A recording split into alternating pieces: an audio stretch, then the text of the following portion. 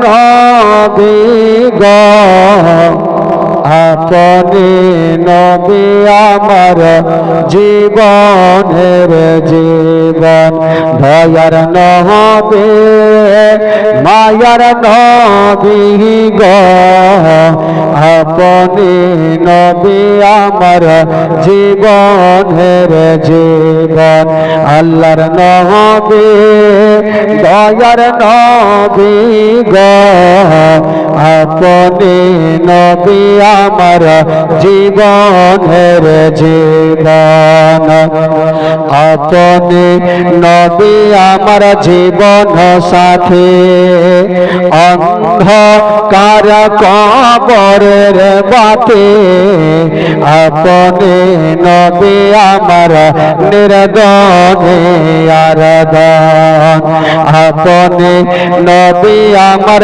জীবন সাথী অন্ধকার কবরের বাতি আপনি নবী আমার নির্দনে আরাধন কে রাহমাতাল লিল আলামিন আপনি উম্মতের জামিন কে রাহমাতাল লিল আলামিন আপনি উম্মতের জামিন গুনেহগার উম্মতের আপন জন আল্লাহর নবী দয়ার নবী গো আপনি নবী আমার জীবনের জীবন দয়ার নবী মায়ার নবী গো আপনি নবী আমার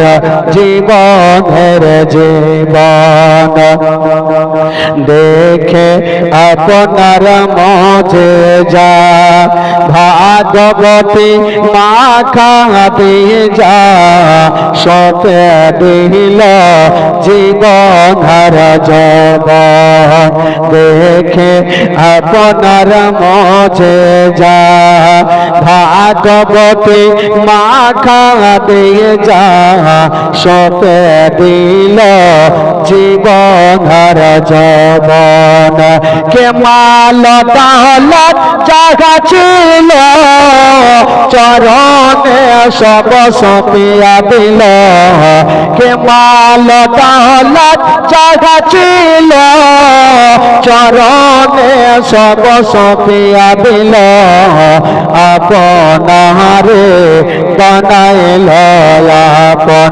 আল্লাহর নবী দয়ার নবী গো আপনি নবী আমার জীবনের জীবন দয়ার নবী মায়ার নবী গো আপনি নবী আমার জীবনের জীবন আপনি নবী আমার জীবন সাথে অন্ধকার কবরের বাতি আপনি নবী আমার নির্দনে আরাধন কে রাহমাতাল লিল আলামিন আপনি উম্মতের জামিন কে রাহমাতাল লিল আলামিন আপনি উম্মতের জামিন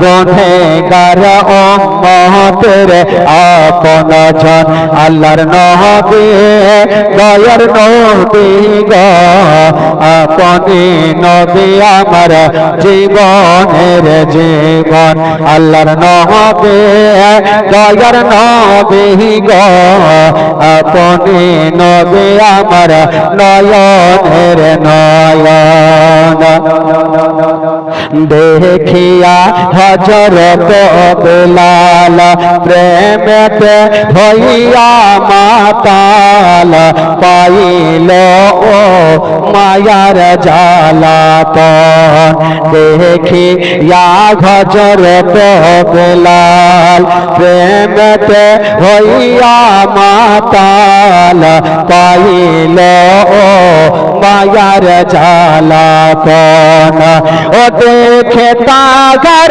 প্রেম ঢুকতে বেলালকে দিলেন মুকুটে ও দেখে তাগার প্রেম ঢুকতে বেলালকে দিলেন মুকুটে আপনারে বানাইল আপন আল্লাহর নবী দয়ার নবী গো আপনি নবী আমার জীবনের জীবন দয়ার নবী মায়ার নবী গো আপনি নবী আমার জীবনের জীবন আল্লাহর নবী দয়ার নবী গো আপনি নবী আমার জীবনের জীবন আল্লাহুম্মা সাল্লি আলা। তবে একদিন মা ফাতেমাতুজ জাহরা রাদিয়াল্লাহু তাআলা আনহা বাবা গো বাড়িতে আছেন, কোনো খাবার নেই। মা ফাতেমাতুজ জাহরা চিন্তা করছেন, আমি এই দিনটা এমনিতে নষ্ট করব না, আমি এই দিনটাতে এমনিতে নফল রোজা থেকে যাব। জোরে বলুন সুবহানাল্লাহ। আজকাল এই যে রমজান মাস গেল, এমন কোন লোক ছিল ভাই দেখবেন যে 50% লোক রোজা করে না, 50%। কিন্তু ঈদের নামাজ যখন আসবে তো যারা রোজা করে না ওরা কিন্তু আগে ইমাম সাহেবের শুরু করার টাইম নাই, এখন বেকার বসে থাকছেন, তাড়াতাড়ি নামাজ শুরু করেন, ওদের তাড়াহুড়া বেশি। কিন্তু মা ফাতেমাতুজ জাহরার বাড়িতে কোনো খাবার ছিল না। চিন্তা করছেন, আল্লাহ আমি জীবনটা এমনিতে পার করব না, আমি এই দিনটাতে নফল রোজা থেকে যাব। মা ফাতেমাতুজ জাহরা চিন্তা করছেন বাড়িতে খাবার নাই। সন্ধ্যা সকাল বেলায় ভোরের টাইমে যেমন আমরা সেহরি খাই, মা ফাতেমাতুজ জাহরা পানি পান করে রোজা থেকে গেলেন। যখন সকাল হয়ে গেল বন্ধুরা, হাইরে নবী নন্দিনী ফাতেমা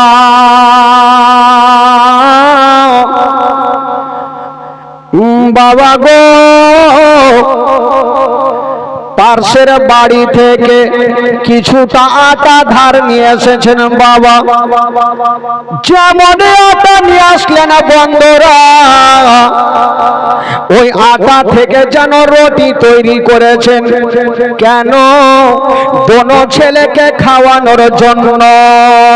যেমনই রুটি তৈরি করেছেন বাবা, ঠিক দুপুর টাইমে মা ফাতেমা দোনো ছেলেকে ডাক দিলেন, ওরে লাডলা দোলারা, ওরে কলেজার পারা, ওরে নয়নের তারা, এসরে বেটা আমি তোমার মা, তোমাদের অন্তর ভরে রুটি খাইয়া দে।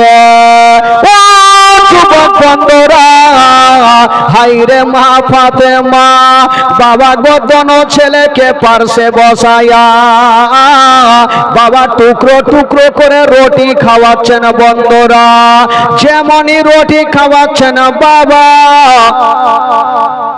তবে মা ফাতেমা যখন রুটি খাওয়াতেন তো ইমাম হোসেনের একটা অভ্যাস ছিল যে যখন মার মুখে দিতেন, মা ইমাম হোসেনের মুখে দিতেন, ইমাম হোসেন নিজের মুখ থেকে নিয়ে মার মুখে দিয়ে দিতেন। এটা আজকালও বাচ্চা কাচ্চার দেখবেন কিছু অভ্যাস লাগা থাকে। কি নিয়ে আসবেন? ওই ফ্যানটা নিয়ে আসবেন নাকি বলছেন? বাবা গো ওই ইমাম হোসেনের মুখে খাবার দিচ্ছেন, তো ইমাম হোসেন নিজের মুখ থেকে নিয়ে মার মুখে ভরে দিচ্ছেন। মা বলছেন বেটা আমার খাওয়া চলবে না। বলছেন কেন মা? বলছেন বেটারে আমি রোজা করেছি রে বেটা। মা গো এটা তো রমজান মাস নয় মা, তুমি কিসের রোজা করেছো মা? বলছেন বেটারে ওরে লাডলা দুলারা, এটা আমি নফল রোজা করেছি রে বেটা। ইমাম হাসান হোসেন বলেছিলেন মা গো তুমি যখন রোজা করেছো মা, তবে আমাদের কেন জাগাওনি গো মা, আমরাও রোজা করতাম মা।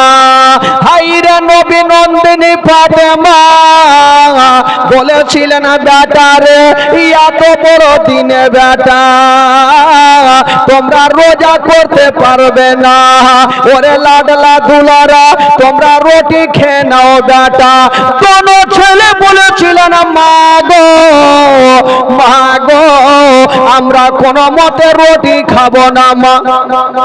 মা তুমি রোজা করেছো মা, আমাদের কেন জাগাওনি, আমরাও রোজা করতাম। ফাতেমা বলছেন বেটা রে এত বড় দিনে তোমরা রোজা রাখবে, কষ্ট পাবে বেটা, আমি মা সহ্য করব না, বেটা তোমরা খেয়ে নাও। ইমাম হোসেন বলেছিলেন মা গো মা যতক্ষণ তুমি ওয়াদা না করবে মা যে আজকে রোজা ধরাওনি কিন্তু কালকে রোজা ধরাতে হবে মা, যদি ওয়াদা না করো তবে আমরা খাবার খাবো না। হাইরে ফাতেমা কোন ছেলেকে বুখানে ভরে নিয়া বলছেন ওরে লাডলা দুলারা ওরে কলেজার পাড়া আমি কি করব রে বেটা, বলছেন মা গো আগে তুমি ওয়াদা করো কালকে আমাদের রোজা ধরাবে মা। মা ফাতেমা তো যারা ভাবছেন আল্লাহ গো এখন যদি আমি ওয়াদা না করি তবে দোনো ছেলে এখন খাবার খাবে না, আর দোনো ছেলে যদি খাবার না খাই আমি মা সহ্য করতে পারবো না। ফাতেমা ভাবছেন এখন যদি আমি ওয়াদা না করি আমার দোনো বেটা খাবার খাবে না, একটু ওয়াদা করে নেব, তারপরে কালকে যখন হবে ছেলেদেরকে বুঝিয়ে দেব। কিন্তু বেরাদার মা বলছেন বেটা চিন্তা করো না, কালকে বেটা তোমাদের আমি মা রোজা ধরাবো রে বেটা। দোনো ছেলে বলছেন মা গো মা তবে এখন আমাদের খাবার খাইয়ে দেন মা। হাইরে ফাতেমা দোনো ছেলেকে খাবার খাওয়ালেন বাবা, দোনো ছেলে খাবার খেয়ে চলে গেছে না।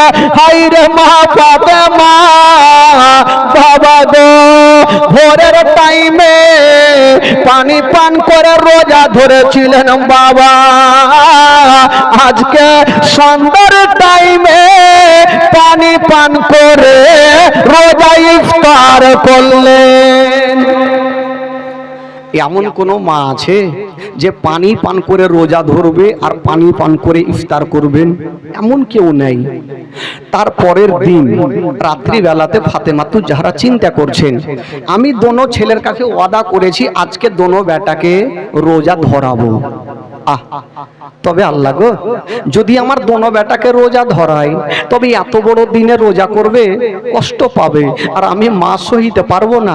যা হবে হোক না কেন আমি দোনো বেটাকে জাগাবো না, সকাল হবে দোনো বেটাকে বুঝিয়ে দেব।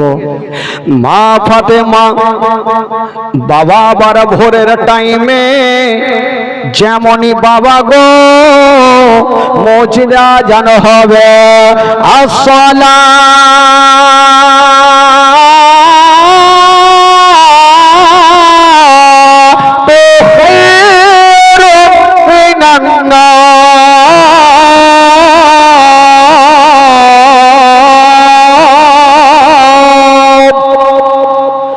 যখনই আজান হয়েছে বাবা হায়রে ফাতেমা বাবা রোজা করার জন্য এক গিলাস পানি নিয়েছেন কিন্তু দোনো বেটাকে জাগায়নি। যেমনই পানি খানা নিয়া ফাতেমা খেতে যাবে ইমাম হোসেন উঠে গেছেন, মার হাতখানা ধরেছেন, মা গো তুমি জেগে গেছো মা, কিন্তু আমাদের কেন জাগাওনি মা? বলছেন বেটা রে ওরে লাডলা লাডলা দুলারা তোমরা জেগে গেলে বেটা বলছো না মা গো আমরা রোজা করব গো মা। মা ফাতেমা বলছেন ওরে লাডলা দুলারা এত বড় দিনে তোমরা রোজা করবে রে বেটা, তোমরা কষ্ট পাবে রে লালা, সহ্য করতে পারবে না। কোন ছেলে বলেছিলেন মা গো তুমি যেমন রোজা করেছো মা আমরাও রোজা করব মা, আমরা খাবার আমাদের সেহরি খাইয়া দেন মা। ও যুবক বন্ধুরা ও গো মা বোনেরা, ফাতেমার বাড়িতে খাবার ছিল না বাবা, কি খাইয়ে রোজা ধরাবে না। ফাতেমা ভাবছেন আমার বাড়িতে তো খাবার নেই, একটু বলবো মা বোনদেরকে তাড়াতাড়ি বসান, একটু বসান, তাড়াতাড়ি বসান, তাড়াতাড়ি বসান। আর এদিকে একটা ফ্যান থাকলে কত সুবিধা হতো কেদের নাকি।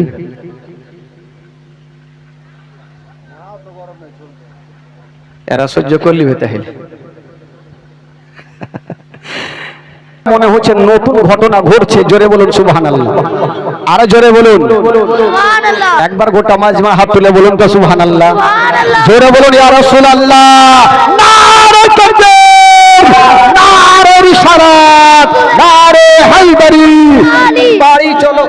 কিছু বলিয়েন না, সবিতে আলী আলী বললে হবে। তবে ভাই বন্ধুগণ একটু ধ্যান দিন, আহলে বাইতের ঘটনা আপনাদের সম্মুখে বলছি ভাই।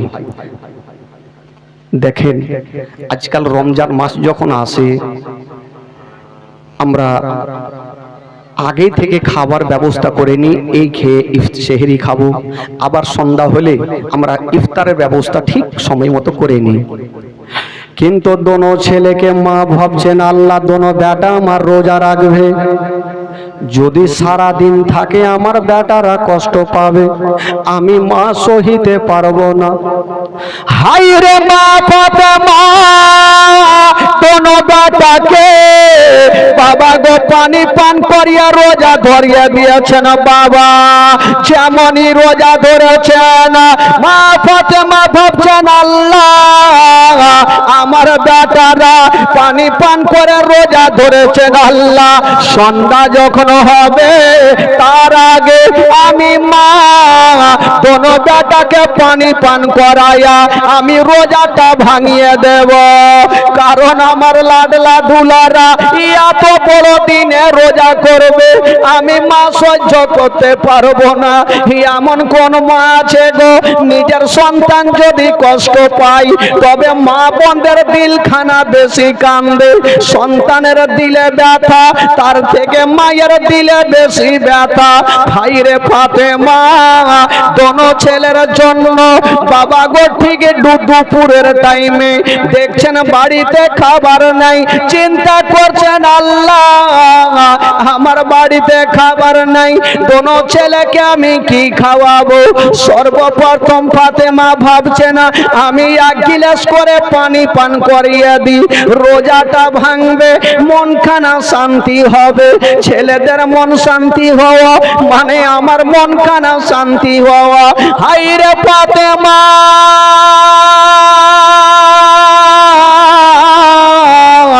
দুটা গিলাসে পানি নিয়া দোনো ছেলের সামনে রেখে দিয়েছেন বেটারে, ওরে লাডলা দুলারা তোমরা এ পানি পান করে নাও বেটা, রোজাটা ছেড়ে দাও বেটা।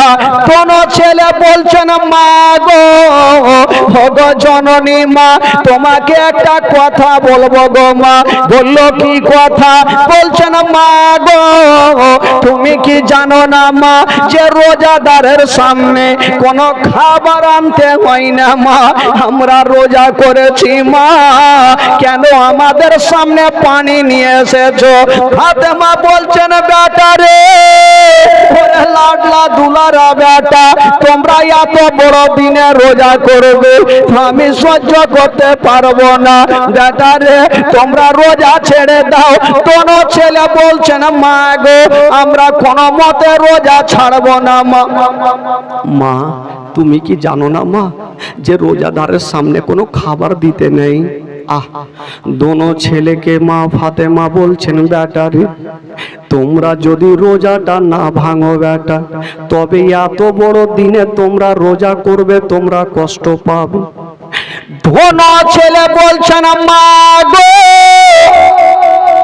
আমরা কথা দিলাম মা, আমরা সারাদিন রোজা রাখবো মা, কিন্তু মা গো তোমার কাছে খাবার চাইবো না। এই কথা বলে দোনো বেটা বাবা ঘরের মধ্যে বিছানায় পড়ে গেছেন। 5-6 বছরের ছেলে বাবা গো পেটে হাত দিয়ে সারাদিন বিছানায় পড়ে আছে।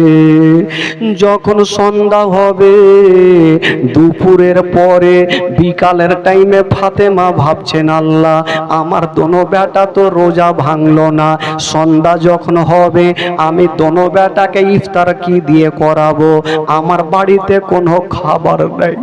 ডাক দিচ্ছেন, স্বামী গো আমার মাথার তাজ, বাবা গো সেরে খোদালি চলে আসলো, বিবি বলো কি হয়েছে? বললো, স্বামী গো আজকে আপনার কাছে একটা জিনিস চাইবো। বললো, বিবি বলো কি চাইছো? বলছেন, স্বামী গো ওই যে আমার দোনো লাডলা দুলারা আজকে পানি পান করে রোজা ধরেছে, আমি চেষ্টা করলাম দোনো বেটা রোজা ভাঙলো না। স্বামী গো সন্ধ্যা যখন হবে বাড়িতে খাবার নেই, ইয়া স্বামী গো আপনি আমার দোনো বেটার জন্য একটু ইফতারের ব্যবস্থা করে দেন। যেমন এই কথা বলা সেরে খোদালি বলছেন, বিবি তুমি চিন্তা করো না, আমি এখনই যাব আর কাজ কাম করে তোমার দোনো ছেলের জন্য খাবার নিয়ে আসিব। সেরে খোদালি বাবা গো হাতে তরবারি নিয়ে বাবা জঙ্গলে পৌঁছে গেল। যেমনই জঙ্গলে যেতে নাই শুকনো শুকনো লকড়ি গুলা কেটে বাবা বাজারে দাঁড়িয়ে আছে, আমার লকড়ি বিক্রি হলে আমার দোনো বেটার জন্য আমি ইফতারের ব্যবস্থা করে নিয়ে যাব। সেরে খোদালি বাজারে দাঁড়িয়ে দাঁড়িয়ে কাঁদছে, কোনো খরিদার আসে না, আর ফাতেমা ঘরের মধ্যে কাঁদছে। দোনো ছেলে পেটে হাত দিয়ে ঘরের ভিতরে কাঁদছে আর বলছেন, ছোট ছেলে বলছেন, ইমাম হোসেন বলছেন, দাদা গো সূর্যটা কখন ডুববে দাদা, আমরা ইফতার করব। কথা চলছে বাবা, আর ফাতেমা আল্লাহর কাছে দোয়া করছেন, আল্লাহ আমার স্বামীকে কোথায় পাঠিয়েছি, আল্লাহ আমি খাবার চাই না, আল্লাহ গো আমার স্বামীকে ভালো অবস্থায় আমার বুকখানে ফিরিয়ে দাও।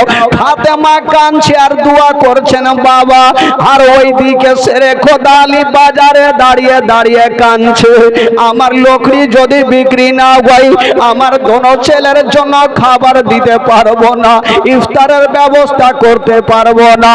কাঁদতে ছিল আর আল্লাহর কাছে দোয়া করছেন, আল্লাহ আমার লকড়ি কি বিক্রি হবে না, অত ইজ্জত মানতাসা, অত জিল্ল মানতাসা, ইজ্জতের মালিক আল্লাহ, জিল্লতের মালিক আল্লাহ।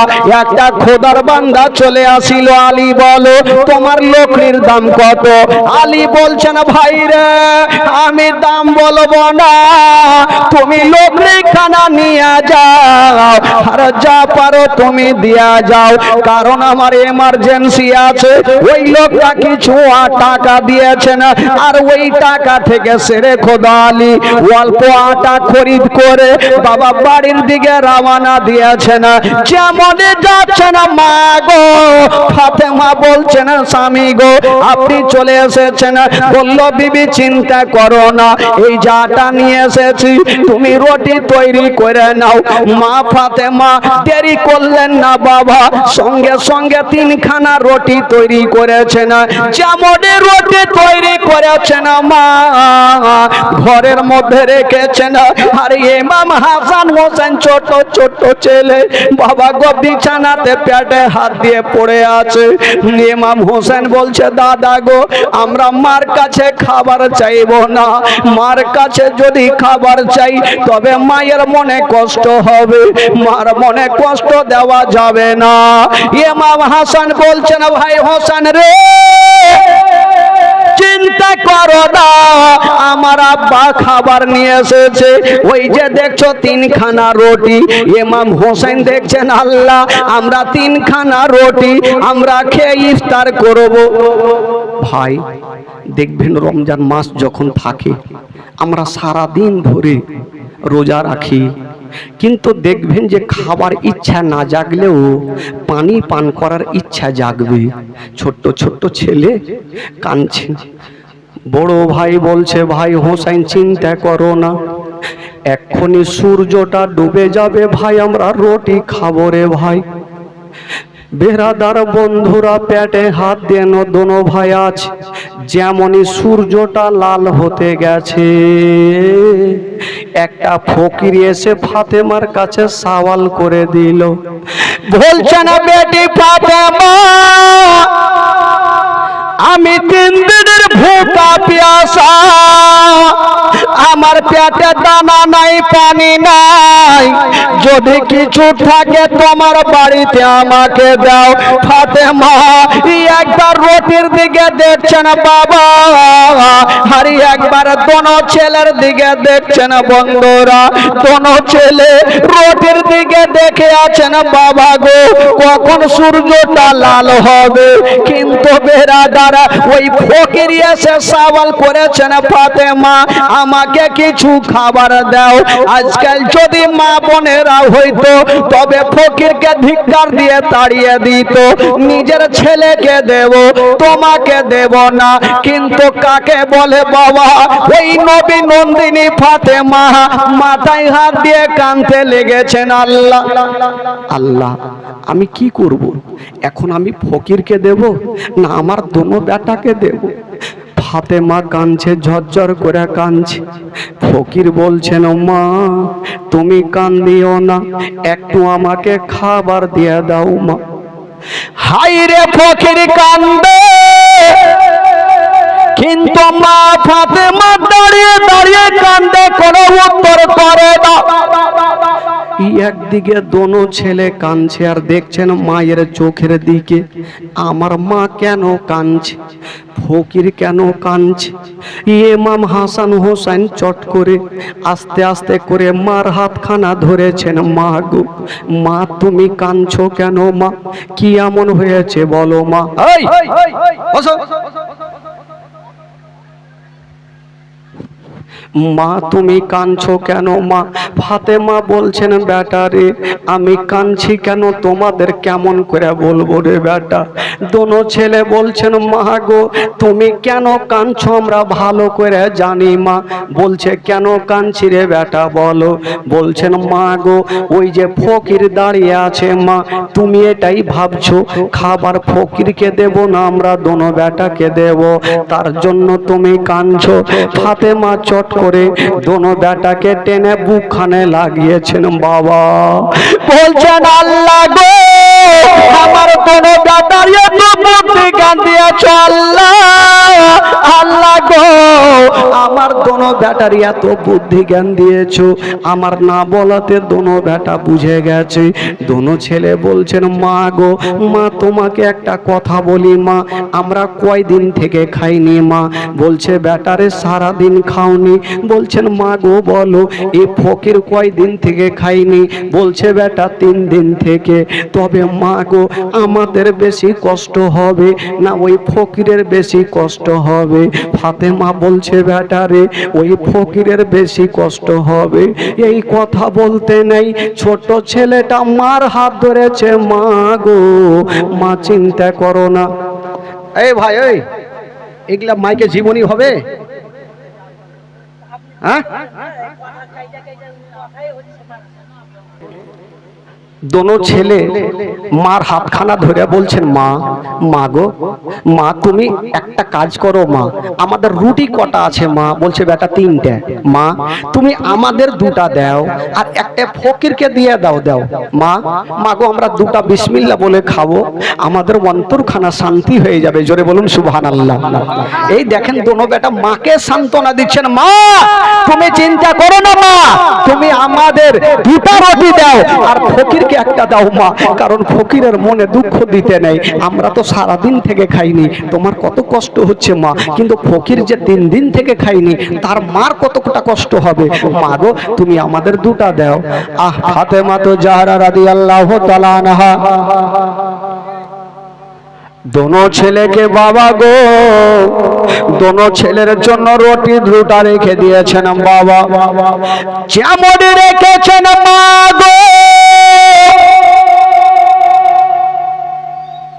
ওইদিকে বলছেন বেটা রে তোমরা চিন্তা করো না রে বেটা, আমি তোমার মা, তোমাদের 2টা রুটি রেখে দিয়েছি রে বেটা। বাবা গো সূর্যটা যেমনই লাল হতে যাবে, যেমনই দোনো বেটা পেটে হাত দিয়েছেন বাবা, আর যেমন ইফতার করার জন্য টাইম হয়ে যাচ্ছে, সূর্যটা লাল হয়ে আছে, মা বলছেন বেটা রে তোমরা যাই নামাজে বসে যাও বেটা, এখন ইফতার করতে হবে রে বেটা।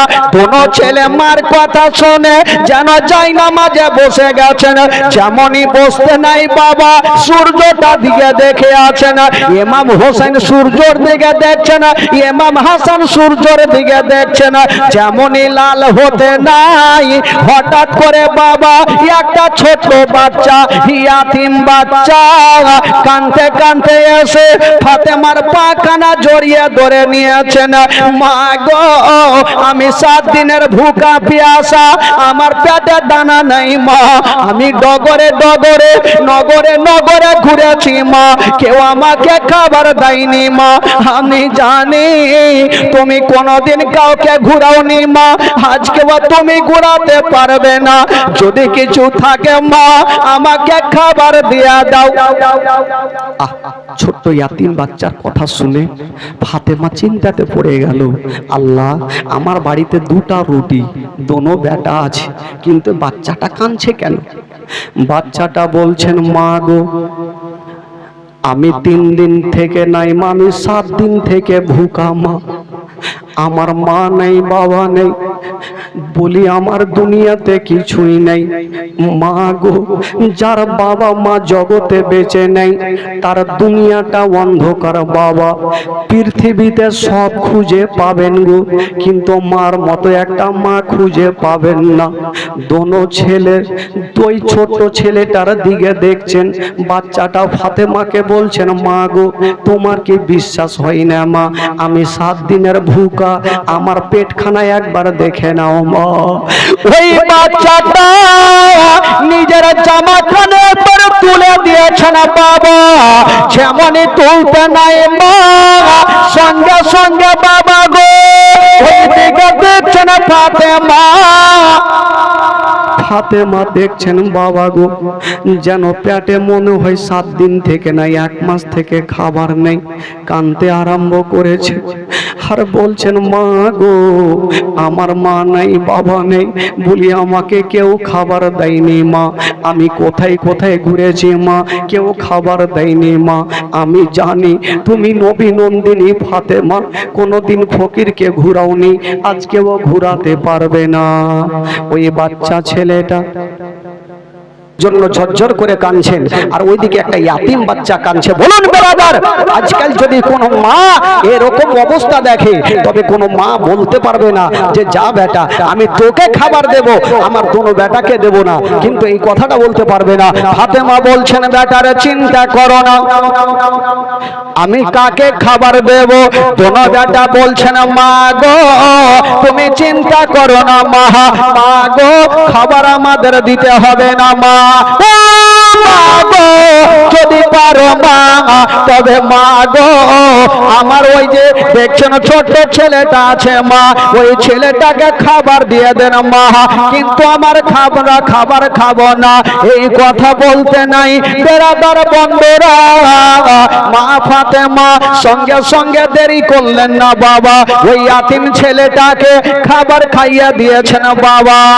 সন্ধ্যা হয়ে গেল, ওই সন্তানটা খাবার খেয়ে চলে গেছেন বাবা।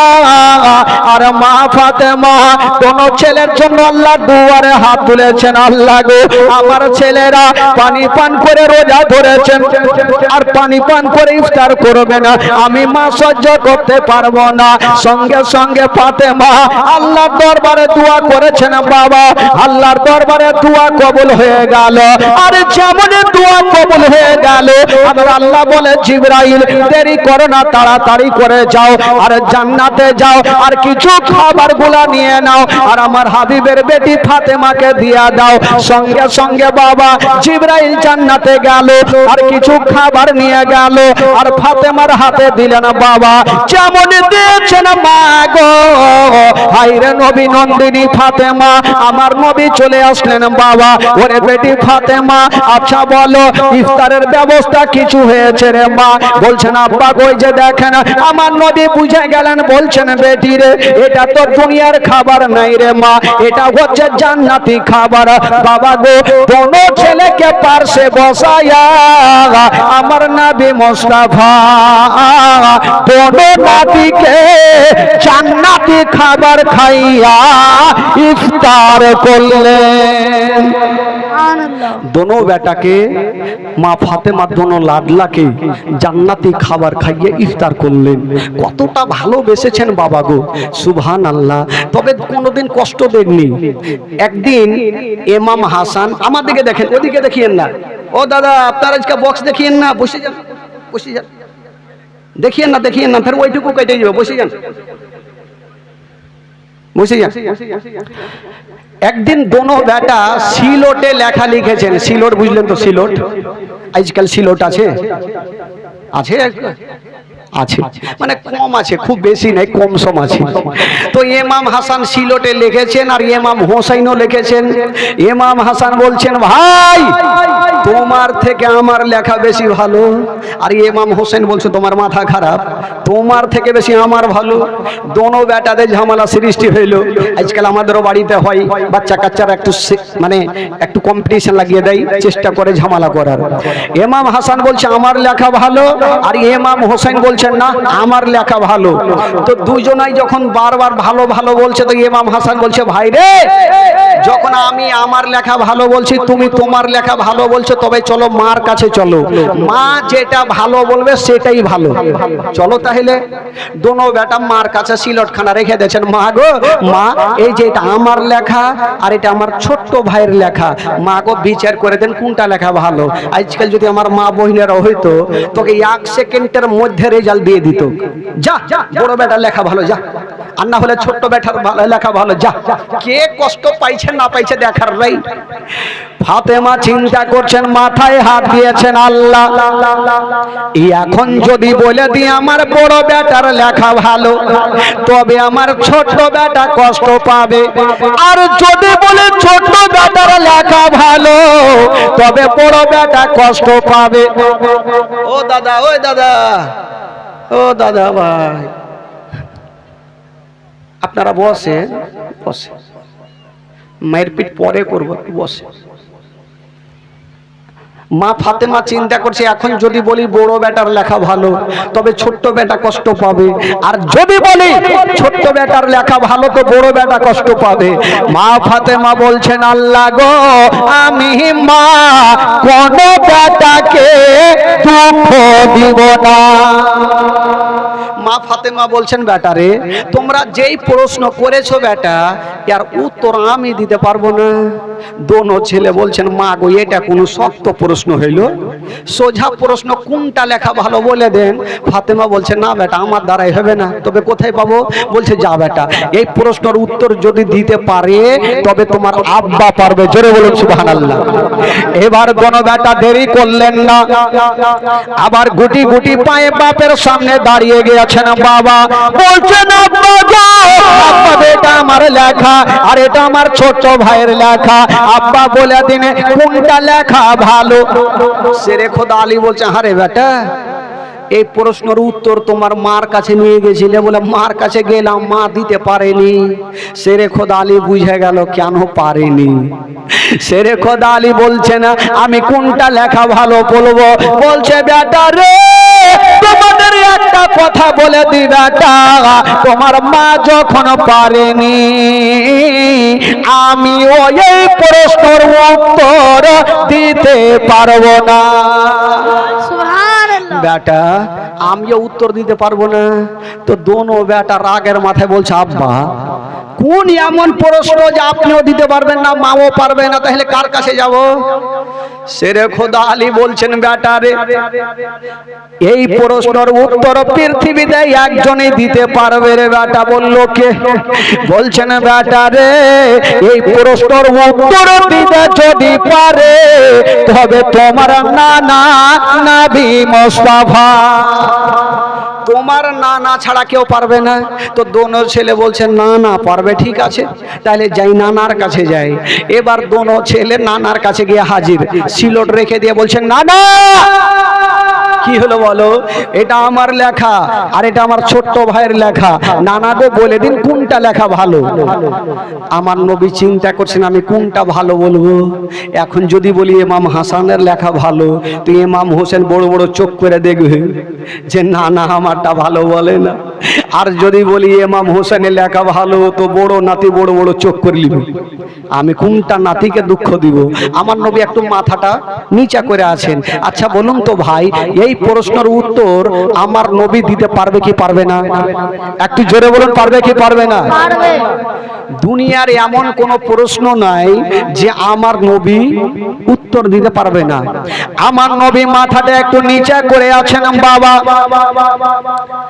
আল্লাহর অর্ডার হয়ে গেল, আল্লাহ বলে জিবরাইল দেরি করো না, তাড়াতাড়ি করে আমার নবীর কাছে চলে যাও। আল্লাহ গো কি করব? বলো তুমি তিনটা গুলি নিয়ে যাও আর নবীকে দিয়া দাও আর বলো যে নবী গো আপনি দুইখানা সিলট নিচে রেখে দেবেন আর তিনটা গুলি উপরে উড়িয়ে দেবেন, যার সিলটে দুইটা গুলি পড়বে তার লেখা ভালো আর যার সিলটে একটা পড়বে তার লেখা ভালো না। যাও আমার নবীকে তিনটা গুলি দিয়ে চলে আসো আর বলবে যে দুইখানা সিলট নিচে রাখবে আর গুলি তিনটা চালাবে, যার সিলটে দুটা পড়বে তার লেখা ভালো আর যার সিলটে একটা পড়বে তার লেখা ভালো না। জিবরিল আমিন ফেরেশতা সাঁ করে হাজির হয়ে গেল, আমার নবীকে সালাম জানিয়ে দিলেন, আসসালাতু ওয়াসসালামু আলাইকা ইয়া রাসূলুল্লাহ, আসসালাতু ওয়াসসালামু আলাইকা ইয়া হাবিবাল্লাহ। নবী বলে জিবরাইল ভাই বলো কি খবর?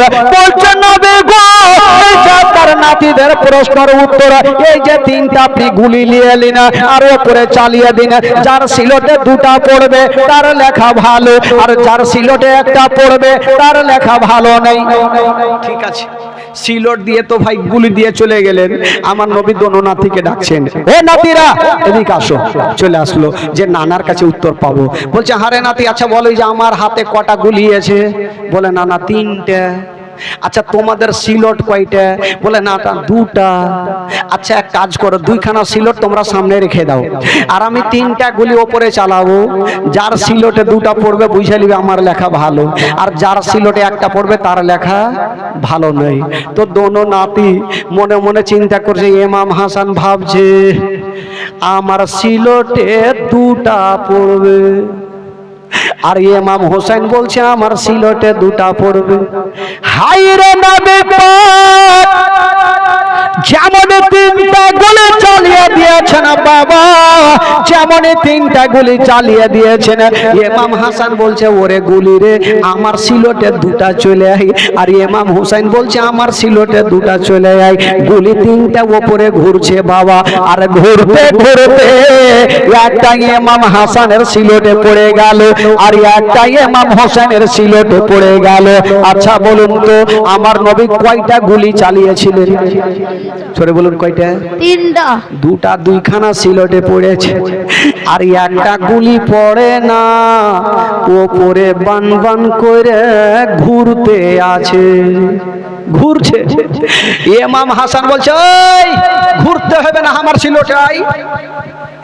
ইমাম হোসেন বলছে খবরদার ওই দিকে যাবি না, আমার সিলটে আই। গুলিও চিন্তা করছে আমি কোনটা যাব, গুলি চিন্তা করছে এখন যদি বড় ছেলের আমি সিলটে যাই তবে ছোট্ট কষ্ট পাবে, আর ছোট্ট ভাইয়ের সিলটে যাই তো বড় ভাই কষ্ট পাবে। এই গুলি চিন্তাতে পড়ে গেল, করি তো কোন কি। ওই গুলিটা বাবা ওপরে ঘুরতেছিল, হঠাৎ করে বন্ধুরা আল্লাহর অর্ডার হয়ে গেল। আল্লাহ বলে জিবরাইল দেরি করো না, তাড়াতাড়ি করে যাও, যেই গুলিটা ওপরে ঘুরতেছে তুমি ওই গুলিকে দুই খণ্ড করে দাও। বাবা তো জিবরাইল আমিন সাঁ করে চলে আসলো। যেই গুলিটা ঘুরতেছিল ওই গুলিটাকে দুই খণ্ড করে দিয়েছেন বাবা। যেমনই দুই খণ্ড করতে নাই, অর্ধেকটা ইমাম হাসানের সিলটে পড়ে গেছে, আর অর্ধেকটা ইমাম হোসেনের সিলটে পড়ে গেছে। আমার নবী বলছেন ওরে নাতিরা তোমরা দেখে নাও তোমাদের দুইজনারই লেখা একই সমান। সুবহানাল্লাহ। ওরে নাতিরা এই যে দেখে নাও দেড়খানা করে গুলি তোমাদের সিলটে, তার মানে দুইজনেরই লেখাই একই সমান। আমার নবী এত ভালোবেসেছেন কোন ছেলেকে, কোনোদিন কষ্ট দেয়নি বাবা। একদিন তার পরের দিন মা ফাতেমা, এই মা একটু চুপচাপ থাকেন। একদিন মা ফাতেমা বাড়িতে খাবার নেই, দোনো ছেলে বলছেন মা গো কোনো খাবার নাই মা, একটু খাবার দেন। ফাতেমা বলছেন বেটারে কোনো খাবার নাই রে বেটা। মা তো বলে দিয়েছেন বাবা, কিন্তু দোনো ছেলে মাটিতে বসে গেছেন।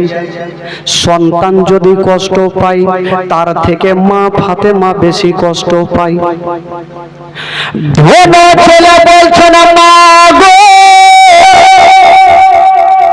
আমরা খাবার পাবো না মা। বলছেন বেটা রে কালকে তোমাদের খাবার দিব রে বেটা। দোনো ছেলে আবার চলে গেছেন। তারপরের দিন আবার এসে বলছেন মা গো খাবার দাও মা। বলছে বেটারে আজকে খাবার দিতে পারবো না। বাবা গো জীবনের মধ্যে বেরাদার এই ঘটনাটা যখন বইয়ে পড়েছিলাম তখন ডুগরে ডুগরে চোখের পানি ধরে রাখতে পারিনি। মা গো আজকে সেই ঘটনা আপনাদের সামনে তুলছি মা। এমন কোনো ভাই নাই, এমন কোনো মা নাই যে তাদের চোখের পানি পড়বে না মা। হাই রে নবী পাক বাড়িতে আছেন, দোনো ছেলে বলছেন মা গো খাবার দেন মা। বলছে বেটারে খাবার দিতে পারবো না, কালকে খাবার দিব বেটা। আবার কালকে চলে আসলো মা গো কিছু খাবার দিয়ে দাও বেটা। বলছে বেটারে আজকেও খাবার দিতে পারবো না রে বেটা। দোনো ছেলে মার কাছ থেকে রাগ করে চলে গেছেন জঙ্গলের দিকে।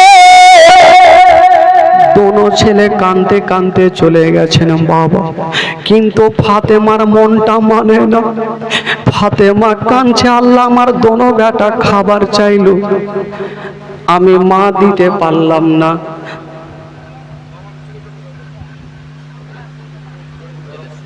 একটু নিচে বসান, নিচে বসান, না হইলে বক্স কেটে গেছে, চাচারও মাথা কেটে যাবে। নিচে বসে, নিচে বসে। আগে মা আগে মুশকিল হয়ে যাবে।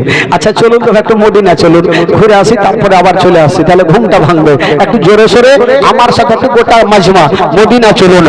আমার ভালো লাগে না আমি যাব মদিনা, আমার ভালো। বন্ধ কর, বন্ধ করে দে, বন্ধ। একটু জোরে বলেন, জোরে বলেন, ইমান তাজা হবে। আমার ভালো লাগে না আমি মদিনাতে না গেলে মনে শান্তি হবে না। আমার ভালো লাগে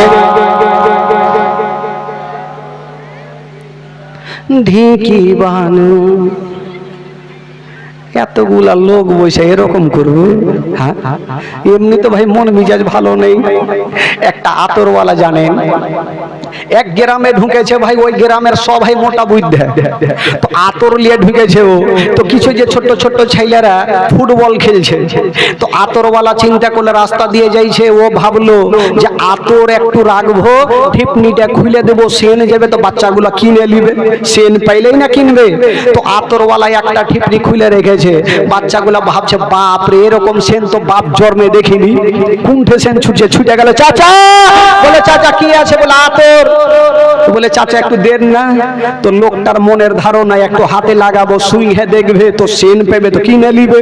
যেমনই বাচ্চাগুলার হাতে লাগিয়েছে, সুইহে কি দেখবে? চাইটা চাইটা দেখছে। আতরওয়ালা চিন্তা করলো হাই আল্লাহ, কোন গ্রামে আইনু রে ভাই, এরা আতর না শুনে চাইটা দেখছে। আতরওয়ালা দিতে দিতে আতর কিন্তু ওর গোটা শেষ। এই চিন্তা করলে বাপরে যদি আর 1 ঘন্টা থাকি তাহলে গোটা ডাব্বা শেষ আমার। ভাগ কি ভাগ, সাইমটা সুইমটা ভাগবে তো গ্রামের মরল কিন্তু চলে আসছে। ই ভাবলো আতরওয়ালা এ মরলকে বলবো আর সবটি বাচ্চাকে মাইর খাওয়াবো। মরল চলে এসছে, বলে মরল সাহেব এদিকে আসেন। বলে কি হলো? বলে আপনাদের ছেলে, আপনাদের গ্রামের ছেলে মিলেকে কি মানুষ করে রেখেছেন? বললো কি হয়েছে? বলে আরে আতর দিলাম, হাতে লাগিয়েছি তো সব চাইটা চাইটা দেখছে। এটা কোনো কথা হইলো? তো মরল সাহেব বাচ্চাগুলাকে ডাকলো আর 2 গালে টাইনা 2 চড় দিয়ে বলছে, এই বাচ্চা এগুলা চাইটা খাইতে হয় না, এগুলা ভাত দিয়ে খেতে হয়। ওর থেকে ও আরো মোটা বুদ্ধি। এই তো অবস্থা ভাই, আমাদের অবস্থা। বেরাদরান ইসলাম একটু মন খুলে বলেন ভাই, ইমান তাজা হবে। কে চুপ করে থাকবেন না? যদি বলাতে গুনাহ হয় আমাকে দেবেন, আর নেকি যদি হয় আপনারা ভাগ চুপ করে বেঁটে নিয়ে পড়েন আমার সাথে। আমার ভালো লাগে না আমি, আরো জোরে, আমার ভালো মদিনাতে না গেলে মনে শান্তি হবে না। আমার ভালো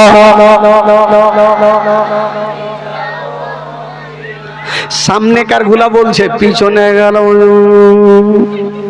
আমরা কহ না, পিছনের গুলা বলে না, একটু সামনেকার গুলা বলিয়েন না। দেখি ওই চাচা গুলা আছে না উড়ে গেছে। আপনারা বলিয়েন না ভাই, সামনে বলবে না, স্টেজে বলবে না। চাচা আপনারা শুরু করেন তো। আমার ভালো লাগে না, আছে একটু বেঁচে আছে। 5 ওয়াক্ত নামাজ যারা করি দুনিয়াদায়, 5 ওয়াক্ত নামাজ যারা করি দুনিয়াদায়, ওদের নামাজ না পড়লে পরে দেখি মিলবে না। আমার ভালো লাগে না আমি, আরো জোরে আরো জোরে, আমার ভালো। এতক্ষণে হয়েছে, বাঁধিয়া হুড়কি না হলে হবে। আপনারা তো বাঁধিয়া ভাই তো খুঁটার মতন কেন করছেন? এমন জোরে বলেন ভাই, জানবেন 5টা দিন তো চিল্লাবেন, কিছুই হবে না, মন তাজা হবে, গুনাহ হবে না, নেকি হবে ভাই। আমার ভালো লাগে না, মনে আছে যে আশা নবী গো হবে তোমার সঙ্গে দেখা। মনে আছে যে আশা নবী গো হবে তোমার সঙ্গে দেখা। ওগো পাখির মতো থাকে তোমরা, পাখির মতো থাকে তোমরা, উড়ে যাবো মদিনা। আমার ভালো জোরে, আমার ভালো তাফাজুল ইসলাম আজ জীবনী করে, তাফাজুল ইসলাম আজ জীবনী করে। এই জীবনে না শুনলে কি মিলবে না আমার ভালো, আমার ভালো লাগে না। জোরে বলুন সুবহানাল্লাহ। সুবহানাল্লাহ। ভাই একটু চোখের পানি ফেলেন, একটু আমার দিকে দেখেন, খোদার কসম যদি আহলে বাইতের মহব্বতে একটা ফোঁটা কেউ চোখের পানি ফেলে দিতে পারেন, আমার নবী খুশি হবে। দোনো ছেলে খাবার জন্য মার কাছ থেকে রাগ করে চলে গেছেন জঙ্গলে, কিন্তু ফাতেমা ডুগরে ডুগরে কাঁদছে, আল্লাহ আমার দোনো বেটাকে আমি খাবার দিতে পারলাম না। মা ফাতেমা কাঁদছে, আর আমার নাবি পাক এক পা দুই পা করে ফাতেমার কাছে চলে আসলো। বেটি রে, ওরে লাডলি বেটি, বলো তোমার দোনো বেটা কোথায় আছে বলো। বলছেন আব্বা গো, আমার দোনো বেটা খাবার চাইলো, আমি মা দিতে পারলাম না। এই কথা বলতে নেই, আমার নবী কাঁদতে লেগেছেন, ঝরঝর করে কাঁদছে। ওরে বেটি রে, আমার নাতিরা যদি কষ্ট পায় তার থেকে আমার দিলখানা বেশি কান্দে। নবী বলছেন বেটি রে, তুমি চিন্তা করো না মা, তোমার বাড়িতে টাকা নাই তো কি রে মা, আমি এখনই যাব আর কাজ কাম করে আমার দোনো নাতির জন্য খাবার নিয়ে চলে আসবো। হাই রে নবী পাক, কেমন বাবা জঙ্গলের দিকে বেরিয়ে গেছে মা। যেমনই বেরিয়ে গেছেন বাবা, খাবার কোথায় পাবেন, কিন্তু নবীর একটা দুশ্মন একটা গাছের তলাতে বসে আছেন বাবা, শুধু আমার নবীকে কষ্ট দেওয়ার জন্য। মা গো শুনেন, মা গো কলেজা খানা ফেটে যাবে, বাবা গো চোখের পানি ঝরঝর করে পড়বে। নবীকে কষ্ট দেওয়ার জন্য দুশ্মন ইহুদি বসে আছে। আমার নবী ইহুদির কাছে পৌঁছে গেল। ইহুদি বলছেন, ও গো আলামিন, আচ্ছা বলো তুমি কেন এসেছো? আমার নবী বলছে, ভাই রে আমি কাজ করার জন্য এসেছি, বলো তোমার বাড়িতে কি কোনো কাজ আছে? যেই নবী না হলে আসমান জমিন সৃষ্টি হতো না, ওই নবী কাজ করার জন্য ইহুদিকে বলছে। ওই ইহুদি বলছে, আমার বাড়িতে এমনই কাজ আছে সেই কাজটা তোমাকে দেওয়া যাবে না, কারণ তুমি করতে পারবে না। আমার নবী বলছে, ভাই রে যতই জটিল কাজ হোক না কেন, আমার দোনো নাতি কষ্ট করছে, না খেয়ে আছে, আমি যতই কষ্ট করে হোক না কেন আমি একটু কাজ কামখানা করে নেব। ইহুদি বলছেন, ও গো আলামিন, এই যে দেখছো এক কাজ করো, তোমাকে বালতি রশ্মি দেব, আর ওই যে দেখছো ইনারা থেকে পানি তুলো আর আমার ফুলের গাছে দাও। জয় বালতি পানি তুলবে, তো এই বালতি এক বালতির বিনিময়ে তোমাকে 3টা খেজুর দেব। আমার নবীর মনের ধারণা, আমি 10টা বালতি পানি তুলবো আর 30টা খেজুর নিয়ে আমার নাতিদের জন্য যাব। হাইরে নবী পাক, যেমন বালতি কানা নিয়া বাবা গো কোয়াতে নামিয়েছেন বাবা, এক বালতি পানি তুলেছে, হাতে ফোঁসা পড়ে গেল। আমার নবী কষ্ট পাচ্ছেন বাবা। আমার নবী এক বালতি পানি তুলে ফুলের গাছে দিয়েছেন। ইহুদি তাকিয়ে তাকিয়ে দেখছেন, আজকে আলামিনকে আরো কষ্ট দেব, যদি 10টা বালতি পানি উঠাই তবে নবী হয়তো কষ্ট পাবে, ইসলাম প্রচার করা ছেড়ে দেবে। নবী আর এক বালতি পানি তুলেছেন, এই করে করে 9 বালতি পানি তুলেছেন। আমার নবী 9 বালতি পানি তুলে ফুলের গাছে দিচ্ছেন বাবা। চোখ ভরা পানি, বুক ভরা ব্যথা নিয়ে আমার নবী কাঁদছেন, আল্লাহ আমি আর একটা বালতি পানি তুলবো আর 30টা খেজুর নিয়ে আমার নাতির কাছে যাব। যেমনই লাস্টেকার বালতি আমার নবী যেমনই ডুবিয়েছেন বাবা, যেমনই পানি তুলতে গেছেন মা, অর্ধেকটা উঠেছেন।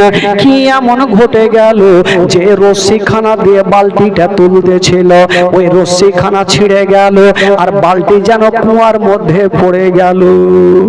যেমন কুয়ার মধ্যে পড়েছে মা গো,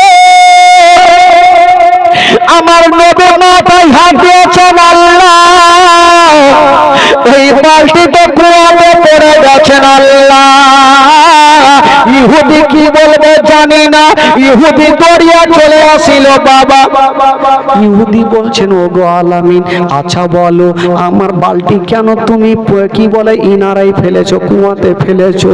আমার নবী বলছেন, ভাই রে আমি নিজে থেকে ফেলি না, পড়ে গেছে তাই আমার মনটা ভালো নেই। তবে কথা দিলাম ভাই, আমাকে 5টা মিনিট সময় দাও, আমি বাড়ি যাব আর কিছু কাঁটা নিয়ে আসবো, তোমার বালতিকে তুলে দেব। মুখের কথা মুখে থাকলো। ওই ইহুদি বাবা গো এত জোরে ঠাঁই করে আমার নবীর গালে এত জোরে তামাচা চালিয়ে দিল, এত জোরে চালিয়ে দিয়েছেন বাবা আমার নবীর সাদা গালে, এত জোরে বাবা তামাচা চালিয়েছে, সাদা গালে 5টা আঙ্গুলের দাগ যেন বসে গেল, 5টা আঙ্গুলের দাগ বসে গেছে। আমার নবী মা বলে যেন জমিনে বসে গেছে।